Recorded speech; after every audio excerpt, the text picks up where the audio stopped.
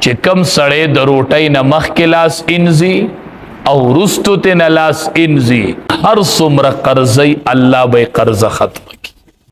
بل کتابونو دام لیکلي دي چې دې کور کې به ډېر برکت د دې سره ډېر خیر تړلی دی چې کله سړی د روټۍ نه مخکې لاس ووینځي او رستو ته نه لاس ووینځي. لقد کان لکم فی رسول الله اسوة حسنه.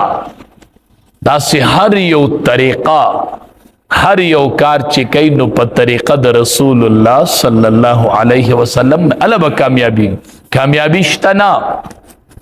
ګوره مونږ یو بل رسم غلط روان دی، تاسو ته به علم وي. مونږ چې کله نکاح تړو نو په اجره کې تړو، چې غم کوو نو په څه کې کوو؟ په جومات کې کوو. غم په جومات کې کوو، نکاح په څه کې تړو؟ په اجره کې. سنت طریقه دا ده چې نکاح به په مسجد کې کوي او غم به په اجره کې کوي. ښه، نکاح عبادت دی. نکاح به په جومات کې کوي او غم به په اجره کې کوي. نو مونږ به نکاح په اجره کې کوو او غم به په جومات کې کوو. لقد کان لکم فی رسول الله اسوة حسنه.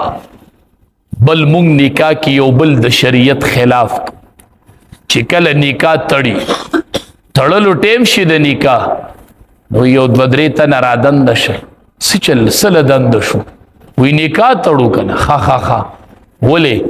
نه وی دا بار ډېر خلک ناست دی. نو ولې؟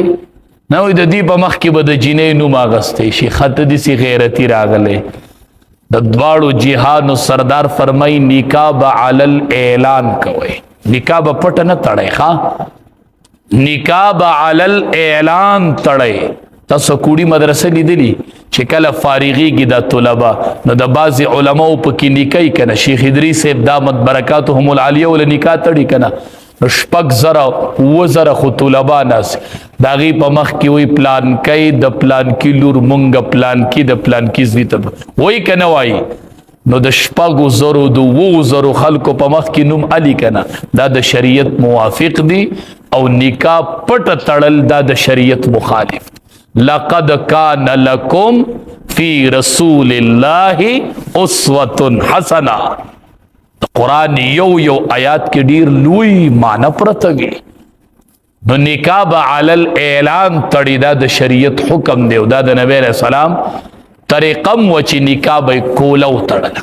دې کې فایده شته چې کله وی نکاح علی الاعلان وتړل شي، کوله نکاح وتړل شي، نو کو سبا دا الک دی کور ته تګ راتګ بیا تلی شي، خو دغه نکاح کړي ټبر ده.